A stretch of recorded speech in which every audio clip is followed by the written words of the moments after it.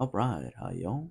Today we're going to be going over this half-wave rectifier and RL load. And already I have some of these equations off to the right that he gives us. Now these are all of the equations he gives us. So this is not, at least for the review, the exam review. I'm doing this specific problem because there are some equations. If you're given these, of course, this type of problem, you will need to know these other equations. Mostly, you'll need to know how to calculate the current I0. Because if we notice here, I0 is going to be the largest, kind of like what you really need to solve all of these problems.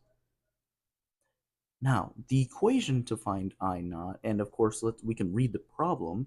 It gives us the resistance, the inductance, the angular frequency, and the amplitude of our voltage.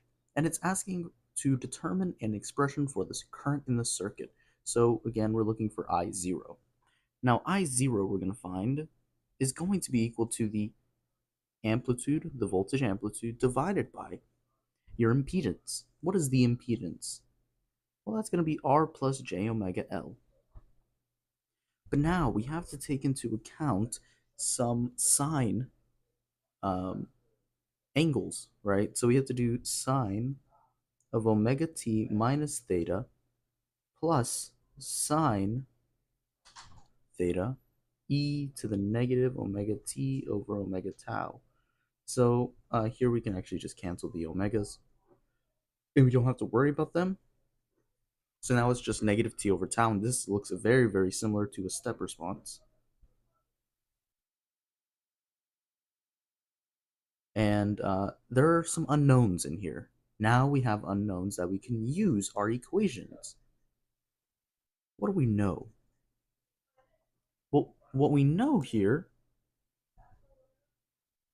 is we know that tau in an RL load is going to be L over R.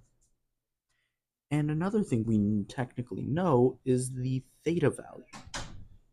Theta is going to be another equation given to us by our professor here as tangent inverse omega L over R.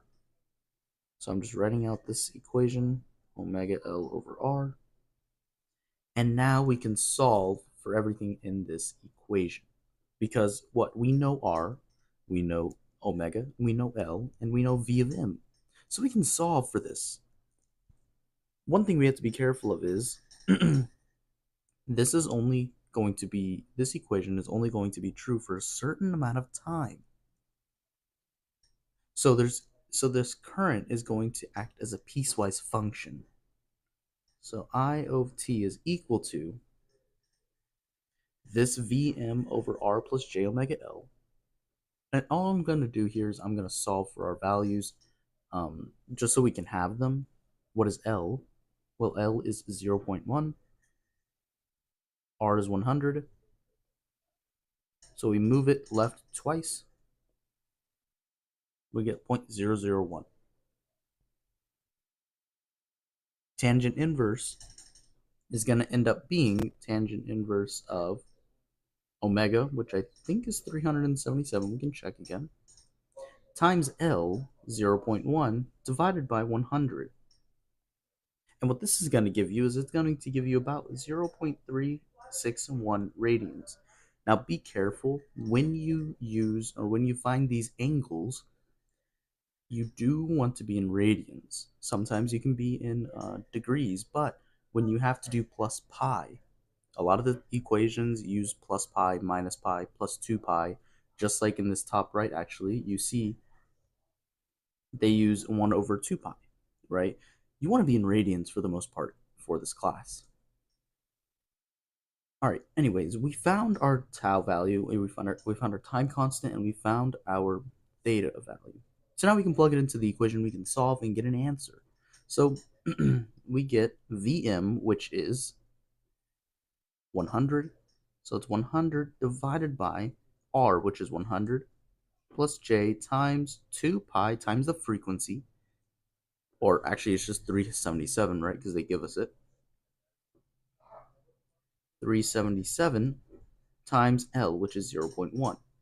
And then you have to do sine of omega t minus theta. Now omega 377 t minus theta 0.361 plus sine of theta, which is 0.361 e to the negative t over tau 0.001. So here we technically can't solve anything because there are t's in our equation, so we'll leave it as is. And but what bounds? Bounds are very important when you're making piecewise functions. The bounds here are actually going to be from 0 to omega t to beta, and 0 everywhere else. So beta less than omega t less than 2 pi. But now another problem arises. What is beta? What beta is it's another kind of value you need to solve for. They give it to us here. Beta is equal to sine inverse of negative sine theta e to the negative beta over omega tau plus theta plus pi. Now, just like I said earlier, you see you have your plus theta plus pi. This is the reason you have everything in radians. You don't want to have to convert in the middle of a problem. Just have everything stuck in radians and it should be okay. So let's rewrite this equation. This is going to be theta, so I'll replace this with 0.361 e to the negative beta divided by omega, which is 377, times tau, which is 0.001. And then we do plus 0.361, which here is theta, plus pi. Okay, now that we have the equation down, one thing that might come up here is how can we solve for this if we have beta inside of the equation here, right? We're solving for beta, but we have beta in the equation. Well, you're going to use something that's called numerical iteration. The way you do this is you let beta equal some value. It can be 0, something easy, something like pi, something like 2 pi. Let's let beta equal pi. Then what we get is we get beta. You're only plugging beta for pi in this equation. So we get beta is equal to, I won't rewrite the entire thing. All you're doing is you have these values here, plug them in, and then plug in beta for pi. And what you're going to get is beta is equal to 3.37 radians. Now, since I'm gonna label this beta naught and beta 1, and beta naught is the initial beta you plugged in. Beta 1 is what you solved for using beta naught. If beta naught is approximately beta 1 or beta naught is equal to beta 1, it's going to be very, very close, then beta is equal to beta 1 is equal to beta naught. But if they're, quite a bit of ways, or, you can maybe do better, then use beta 1 in the equation.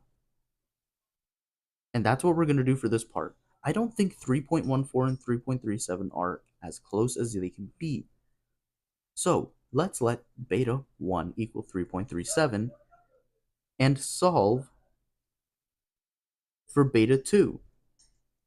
So beta 2 is going to be equal to sine inverse of negative sine of theta doesn't change, 0.361, e to the negative beta 1, which is 3.37. Remember, we're using beta 1 now, not beta naught, divided by the same thing, omega 377 times tau plus 0.361, the theta doesn't change, plus pi. And what do you know? Whenever you solve this out, you actually get that beta 2 is equal to 3.37 radians. Then beta 2 is equal to beta 1. Thus, beta is equal to 3.37 radians. And this is the value that will go back here into your bounds. Now, why is it important to solve for this? Right now, it might not make sense, but later on in this question, it asks for average current. Average current is this value here. What do you have? Well, you have a beta at the top as the top limit. You need beta. This is why we solve for beta. Now, we've solved for, this is the part A.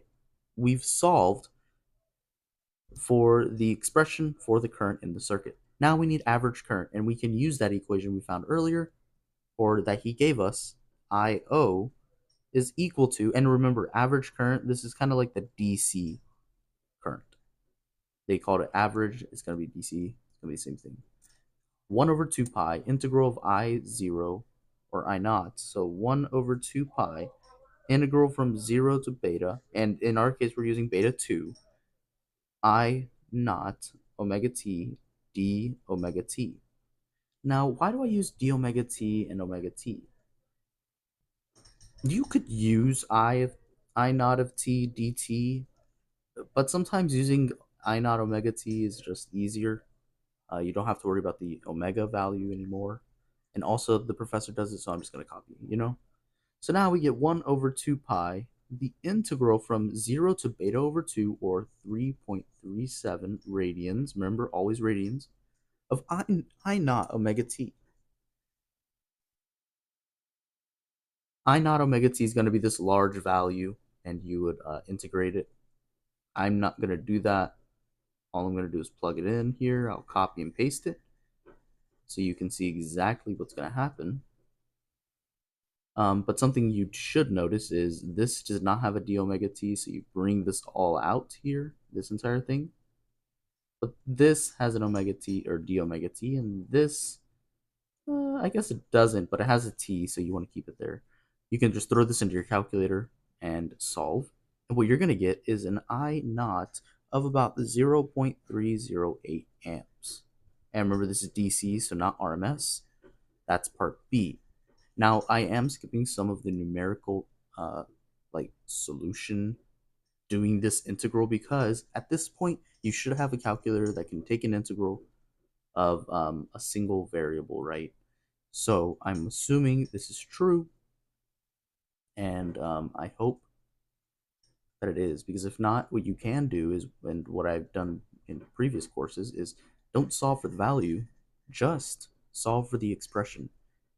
Most professors, and Dr. Huang is one of them, they don't care, or at least he said they don't really care about the answer. They care about the method you take. So if you can show him you know the process and you know the way to get to a specific solution, he doesn't care what you get for an answer. So you could let this be 1 and go on your day. As long as you show this part. Of course, this needs to be d omega t, right? So don't forget that. Now, part C, it says the RMS current. Well, what do you know? Literally the equation right above it. It's going to be the root mean square of our average, or our instantaneous, sorry. Yeah, so you're going to get root mean square. So I naught RMS is equal to the root mean square. So it's going to be the mean 1 over 2 pi integral from 0 to beta, and then the square of your instantaneous current. All right, so again, you just plug in your values and you get an answer. So hopefully this makes sense enough for you to be able to replicate this. Beta's still going to be beta 2. I naught omega t is still going to be this term here, but it's going to be squared. So it's going to be a little bit tricky. Just, put this into your calculator, you should get about a value of 0.474 amps RMS, right? RMS current. So that is 0.474 part C. Part D. Part D is going to be the average power in watts absorbed by the RL load. So when we're talking about just random components or components in a circuit, every component absorbs some sort of power, whether it be real or imaginary, or reactive, I mean. What do we know about power absorbed by RL? Well, the power absorbed by RL is going to be equal to the power absorbed by R plus the power absorbed by L. What do we know about the power absorbed by R? Well, the equation for absorbed power by a resistor is going to be I naught RMS, the RMS current through it, squared times the resistance. What about an inductor? Well, you have to think about this. Does an inductor, what kind of power does an inductor consume? Well, that's only reactive power. Inductors only absorb or deliver reactive power. So, what is the power in watts, which is real power, absorbed by an inductor? It has to be zero. Therefore, the power absorbed in watts by the RL series configuration is just the power absorbed by the resistance. And what do you know? We found the RMS load current. Now we squared, so 0.474 squared times the resistance, which I believe is 100 ohms, and it is, times 100, and this is going to give you about 22.47 watts.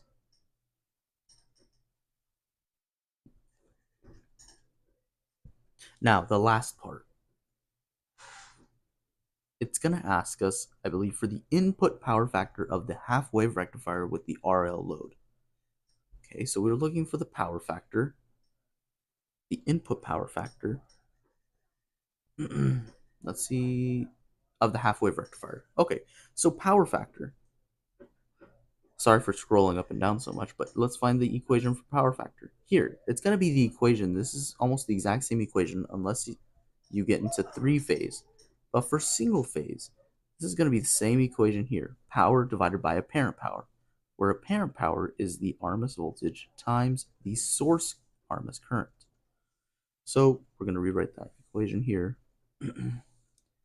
VRMS times I source RMS. Sometimes you'll see this little s. This means source. Sometimes you'll see IO RMS, which is what we found up in part C. This is output current, RMS output current. What do we know about these currents, though? In a half-wave rectifier, you're assuming that diodes and transistors are either in saturation or in cutoff. So they're either open circuit or short circuit, or open or closed switches. That means the current through this the current through this diode is the current through the load, which is also the current through the source. So those are all the same, and it actually outlines the relationship here. All the currents are the same. Unless you want to change from RMS to, amplitude, of course, those are going to be different. But now what we can say is this is power divided by VRMS times IORMS, right? Because ISRMS is equal to IORMS, source and output. So now power absorbed, which is what we found in part D, 22.47 watts divided by VRMS. What's VRMS? This is the RMS voltage, and in our case, it's at the input because it says the input power factor. So what we're going to do is we're going to find VRMS. VRMS is the amplitude 100 divided by square root of 2. Now we're multiplying by the output RMS current, 0.474. And from this, what we can find is our power factor is about 0.67, and that's our power factor. So hopefully this question was somewhat, it made sense. This beginning part is really the hardest part because you have to know this equation. And once you know the equation, you can start plugging in and using your methods and techniques to solve the solution or solve the problem to get the solution, right? Everything past part B is your standard, I guess, power computations problem in a half-wave rectifier. So I recommend going over the equations in the lecture slides and trying to put them on your crib sheet somewhere because some of these aren't on the exam review. Now that might seem like it's if it's not on the exam review, it's not going to be on the exam. But I don't know this professor very well, so I'm not going to take anything for granted in this case. Anyways, hopefully this helped. If y'all have any questions, please reach out to me. But anyways, it's pretty late, so good night if you're watching this at night. Um, and yeah, I'll see you all in the next one.